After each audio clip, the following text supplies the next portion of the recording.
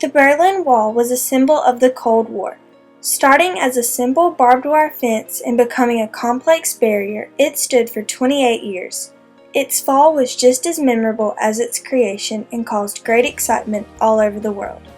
After World War II, Churchill, Truman, and Stalin met at the Potsdam Conference. Germany was divided among the four Allies: Great Britain, France, United States, and Soviet Union. Each country had its own zone. The capital city, Berlin, was also divided between the four Allies. To begin with, the citizens of Berlin could move throughout the capital freely. The Great Britain, France, and United States zones became democratic and capitalist, known as the West, and the Soviet zone became a communist dictatorship, known as the East. The conditions in the two parts became very different. The West set up a capitalist society and experienced what they called was an economic miracle after much growth. In the East, the Soviets were under full control. The economy stalled and seemed to drag along, and the freedoms were very restricted.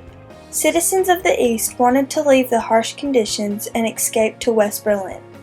Few were stopped at the border while others made their way to the West and kept in warehouses. By the early 1960s, East Berlin had lost around 2.5 million people. This number was mainly young, trained professionals.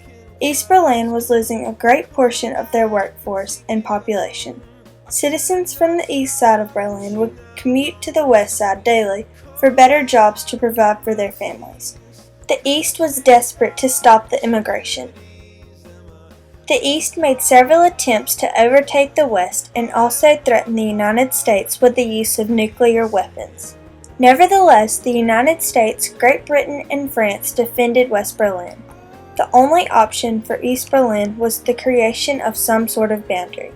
The citizens of Berlin started hearing rumors of some kind of boundary control, and over 4,000 fled to West Berlin.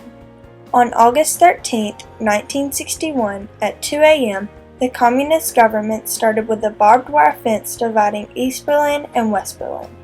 Within days, the workers began to construct a low concrete wall between the two cities.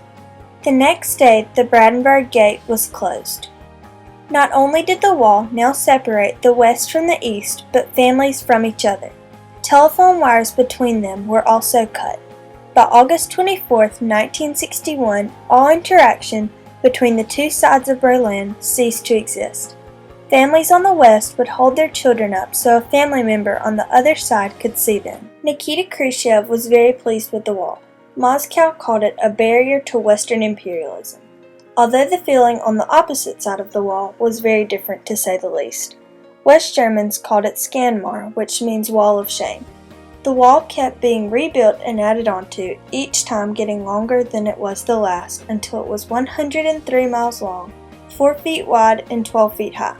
Towers, guards, and dogs were added also to keep watch.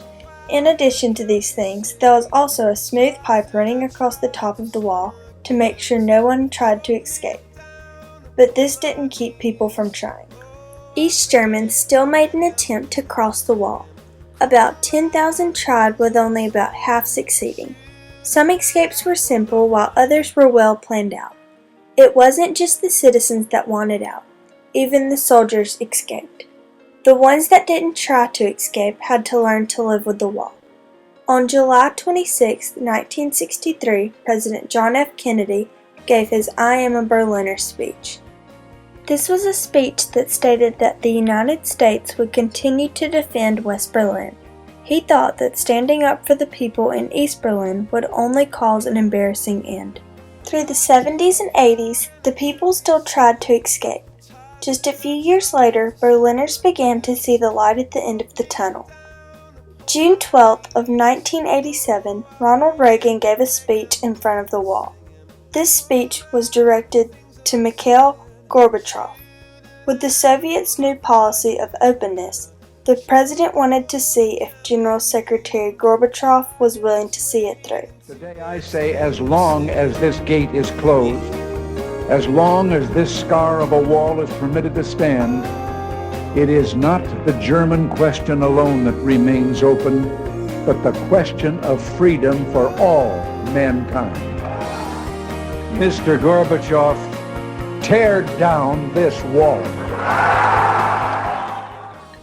There began to be obvious signs that the communists were beginning to weaken. Then, on November 9, 1989, a government official made an announcement. It said, "Permanent relocations can be done through all border checkpoints between the East and West." This was a huge shock to everyone.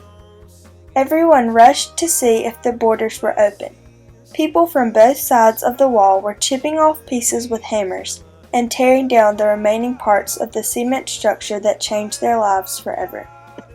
Today, segments of the Berlin Wall are in various museums around the world for everyone to see and recognize the importance of its history.